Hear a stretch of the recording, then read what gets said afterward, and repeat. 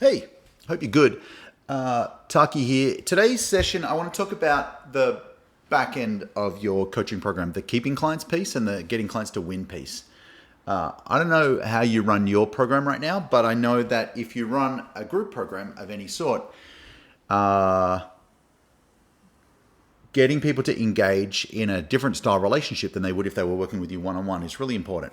And so I want to share a couple of things behind the scenes about how we do it, in the hope that it helps you with your stuff as well. Is that cool? So if you're watching this live, comment the word live below. If you're watching this on the replay, just comment the word replay, and I think we'll go from there. So this PDF I'm about to walk you through is from a session that we do with our clients when they hit orange. And I want to talk to you about orange right now. So a little bit of behind the scenes. In our business, every Friday, the client success team has a meeting. It's called the traffic light meeting, and it's really designed to work out which of our clients are green, orange, or red. And today I'm going to talk about green and orange, and we're going to leave red out. Red is like a business grade emergency, but most of your clients are going to, hover in and out of green and orange as they work with you. And so let's talk quickly about what a green means.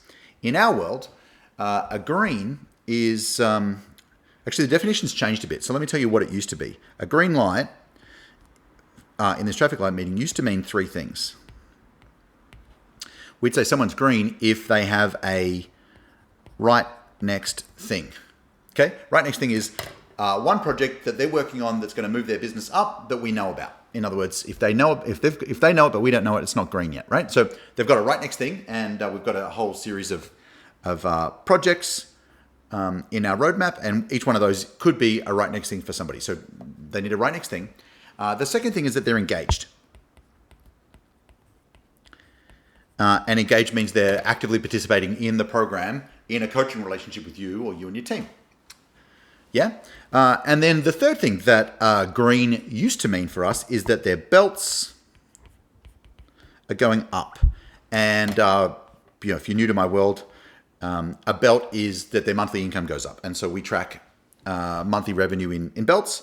A white belt is doing 10 grand a month. A yellow belt is doing 20 grand a month, and so on and so on and so on. Obviously, we're business coaches and our job is to make the belts go up to the point where somebody hits a black belt, 84 grand a month, which is $1 million coach, 7 figures. And then we've got a mastermind called Boardroom, which gets them to 8 figures. So we want the belts to go up. So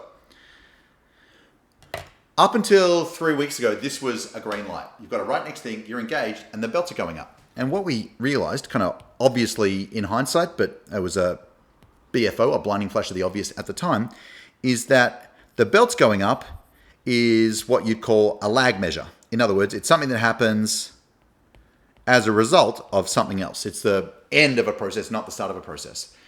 And in our world, you earn a belt when you've hit that level and held it for 3 months. So I can't instantly make someone's belt go up. Does it make sense?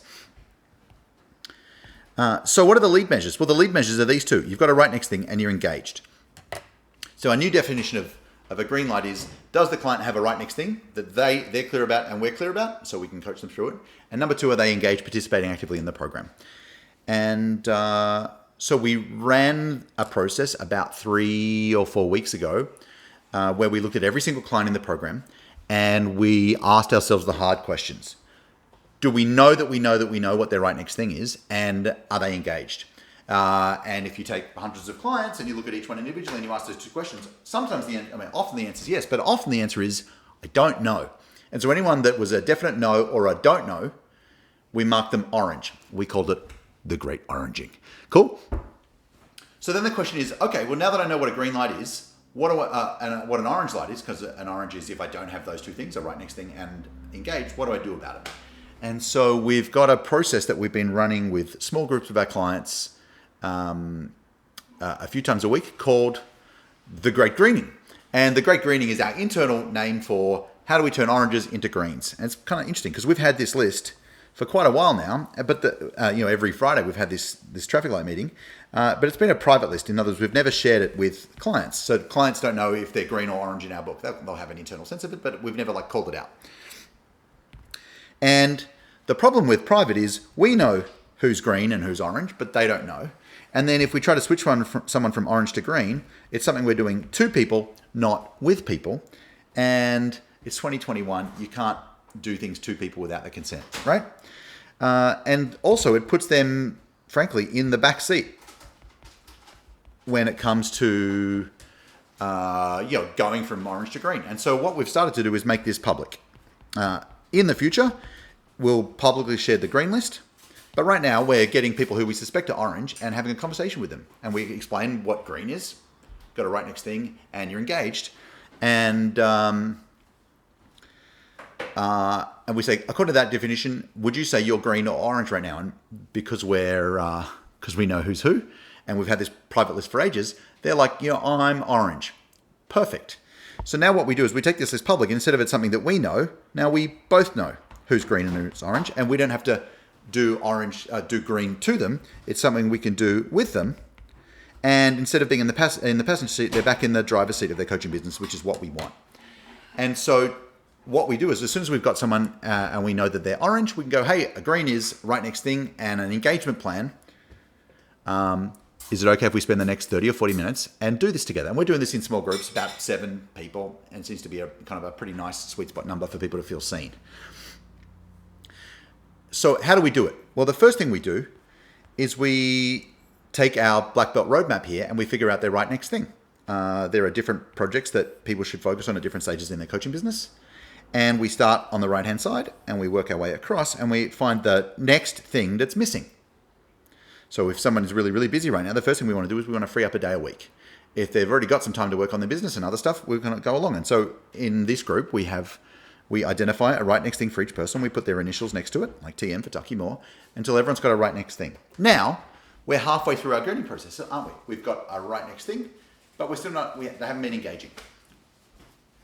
So what we've done is I just want to kind of share this because I think it might be helpful for you. And if you have questions or insights as we go, just comment them into the chat, into the comments below. I'd love to, continue the conversation down there.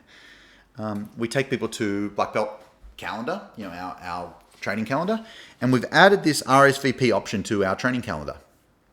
So all of our clients already subscribe to the calendar, so all of our stuff magically lands in their calendar. That makes it really easy for scheduling. But what we get them to do is once they know their right next thing and their right next action, then we go, great, what I'd love you to do is to go to one of the dates that suits you. And so let's say we'll pick this one and they RSVP for it. So they'll put their name, I'll say Taki, and my email, t@t.co, or whatever it is. And then they'll say the next belt I'm going for is, so let's say I'm going for orange belt as an example. My right next thing, I might be doing sell by chat, and either a question they've got or the thing they want to have done before that date. And so let's say it's chat script ready for review. Now they RSVP. That lands in their calendar.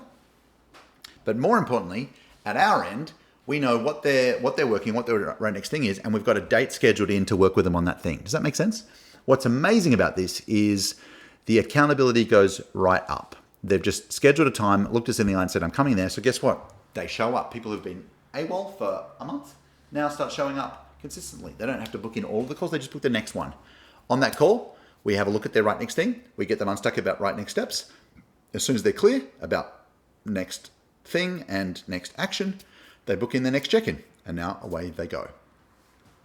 So when it comes to helping clients win, how they win is right next thing and engagement in your process. How do we help them stay? Well, instead of trying to retain your customers, if you try to recommit your customers, you're going to do a much, much better job. And so in this way, they're committed to themselves and their future, and they've committed to showing up with something done by a specific date in the very near future, usually in the next 7 to 10 days.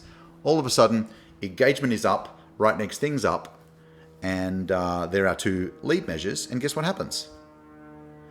If we've got right next things and they're engaged, what follows? The belts go up, everybody wins, and it's a virtuous cycle. So I just wanted to share this in the hope that it helps you with your coaching clients. Think about, do they have a right next thing and are they engaged? Look through all of your clients and work out who has and who hasn't. And if they haven't, let's get them into a conversation about what their next thing is and how to engage them. Hopefully that's useful for you. It's certainly been great for us, and we've had maybe 32 or 33 clients go from orange to green in the last couple of weeks because of this process, which is kind of amazing. One last little trick. We let them know this process. They say, are you feeling more orange, more green? They'll say, I'm feeling much more green. I'm like, cool. What's been most helpful? What have you loved? And they say, I feel seen. The fact that you took the time out to care, showed you care by connecting with me like this is amazing. And we tell them that in our system, we're not going to mark them green yet. You're still orange to us.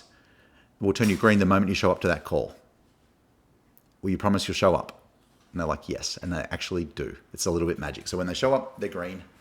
And we've got a great group of clients who have re-engaged and are now really clear about what to do next. Hope this is helpful. Love to find out what part about this has been most useful for you. Just comment below. Let me know. Big love. Talk to you soon. Bye-bye.